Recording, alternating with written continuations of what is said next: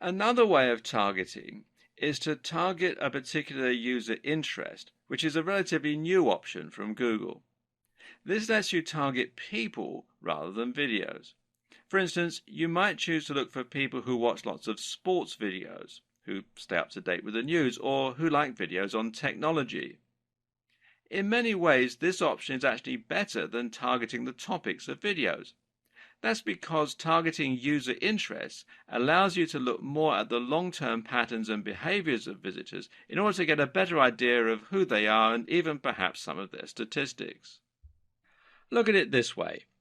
You've probably watched Taylor Swift videos on YouTube at some point in your life, even though you might not be the biggest Taylor Swift fan. If you were shown adverts for the new Britney album at that time, then those ads will have been wasted. It may even have been at a party, in which case no one would have seen the adverts. On the other hand, though, if you were someone who always watches video reviews for smartphones, then even when you watch a Taylor Swift video as a one-off, you might still be shown the advert for a new iPhone. This makes much more sense in the majority of cases, and it means that the ads will often be even more highly targeted. You can even get tricky and try considering how user interests might reflect demographics. For example, if you were a brand selling a car, then you might choose to look for viewers who target travel videos. Why? Because travel videos suggest that the viewer has a bigger disposable income and thus may be more likely to afford a big-ticket item like a car. Conversely, you might look for someone who looks at style websites and show them videos on dating. Again, there could be some crossover in the demographics here. Did you know that you can also target a specific YouTube video? If you found content created by another user that you think is absolutely perfectly related to your subject matter, then you could use their video as a springboard to support your brand and your campaign. All you have to do is paste the URL of that video into the placement target field. The only risk here is that a single video will of course have significantly less traffic than multiple different videos spread out across the entire subject matter. Then again though, this all depends on your strategy. If you want to be as targeted as possible and to really convert a very specific niche, then you can find a video that's being watched only by the kind of person who might be interested in buying your products. Google remarketing is another advanced targeting technique which can be used with YouTube. Basically, remarketing means that you're showing adverts to people who have already shown an interest in your content. This works by storing cookies on their computers, which YouTube can later use to identify them, unless they clear their cookies out of the system, of course, and by looking at the user accounts of those users. This is great because it allows you to once again avoid people who have no interest in your content, and the options available here are also quite varied, allowing you to pick very specific people to advertise to.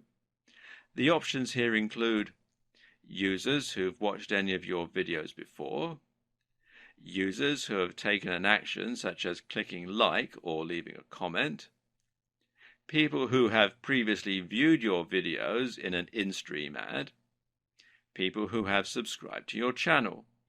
All these options are great, and again they vary in terms of their scope and how targeted they are.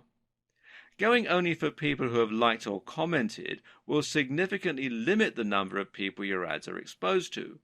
But these are key and crucial people because they've shown a willingness to engage with your content, to actually listen to what you're saying, and to follow links.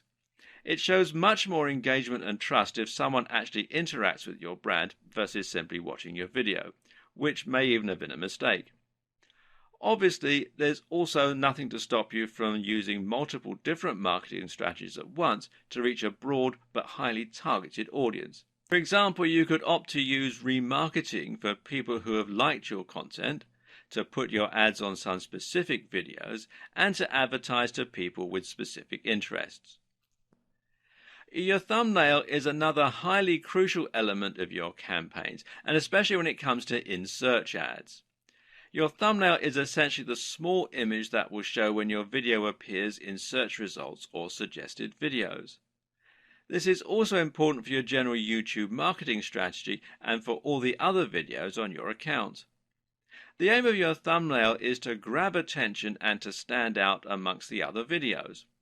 At the same time, though, it should ideally match your other videos so that you have a consistent feel across your whole channel.